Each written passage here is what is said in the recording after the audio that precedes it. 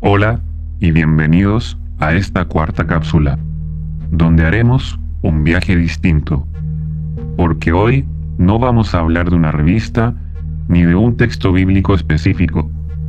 Vamos a hablar de nosotros, de nuestra tierra y de nuestra sangre. ¿Alguna vez te has preguntado por qué Latinoamérica es el terreno más fértil para religiones de alto control como los Testigos de Jehová?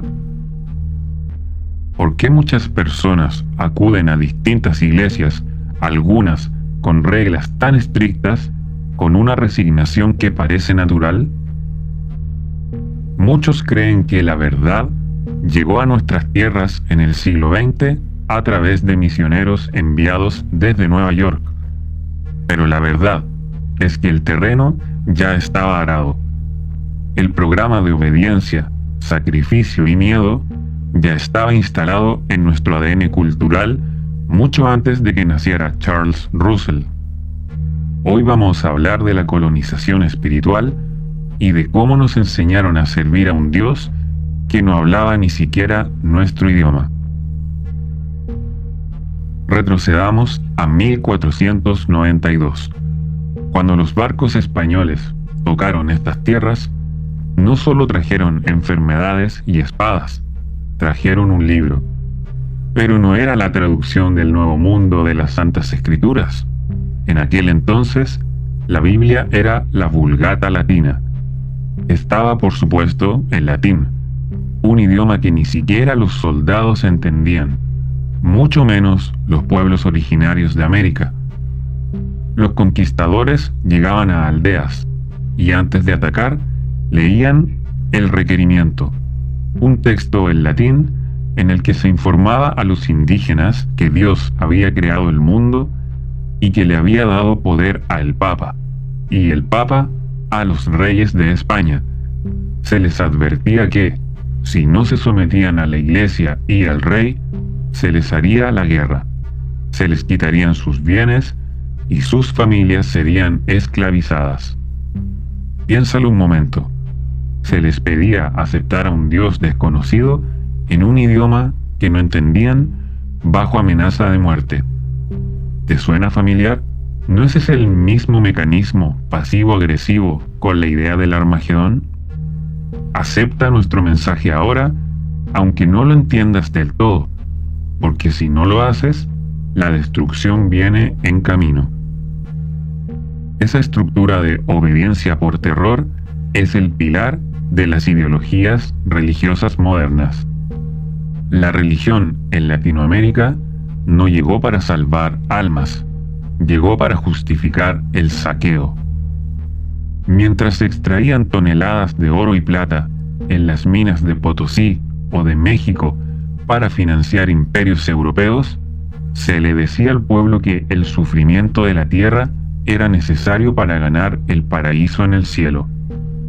Se nos enseñó que la pobreza era una virtud y que cuestionar a la autoridad era cuestionar a Dios mismo. Ese fue el anestésico perfecto. Un pueblo que cree que su recompensa está en el nuevo sistema o en el cielo es un pueblo que no reclama sus recursos, que no defiende su tierra y que acepta el abuso de sus líderes con la esperanza de una justicia divina futura. Antes de que este Dios de Medio Oriente fuera impuesto, nuestros pueblos tenían cosmologías ricas y profundas. No eran paganos sin Dios. Tenían conexiones con los astros, con la Pachamama, con los ciclos de la tierra. Era una espiritualidad de conexión y no de obediencia. La colonización intentó erradicar esto por completo. Se quemaron códices, se destruyeron templos y se castigó a quienes mantenían sus rituales, intentando borrar la idea de que lo divino está en la naturaleza y en ti mismo, para reemplazarla por la idea de un Dios externo, lejano, que vive en un trono y que necesita que un grupo de hombres desde una oficina te expliquen lo que Él quiere. Afortunadamente no lo lograron del todo. Parte de esa sangre indígena sigue viva en nosotros. Por eso, incluso dentro de las religiones más estrictas, el latinoamericano sigue siendo místico, sigue buscando algo más allá. Pero esa búsqueda ha sido secuestrada por el programa de la culpa.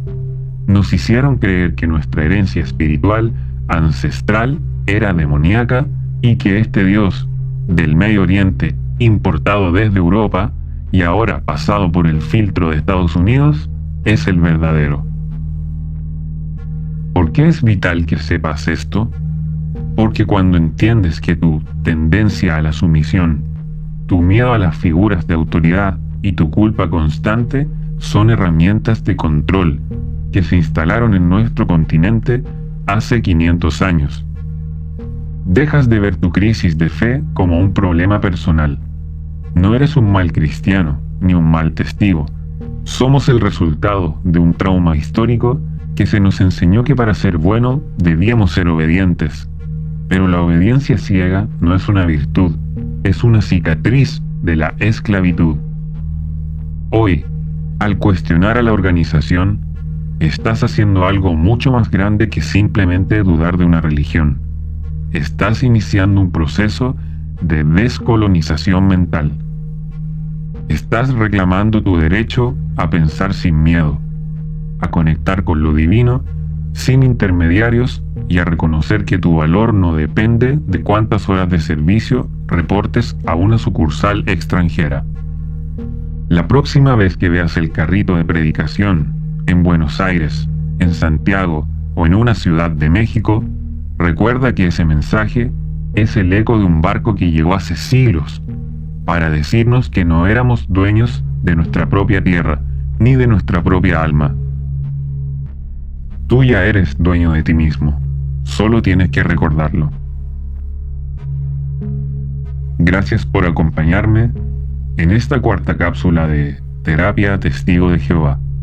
En la siguiente edición viajaremos aún más hacia el pasado, hacia los pasillos de Nicea, en el concilio mismo, para ver cómo se armó un libro de manera tan política que hasta hoy lo usan para controlarnos. Soy Sistema RGB.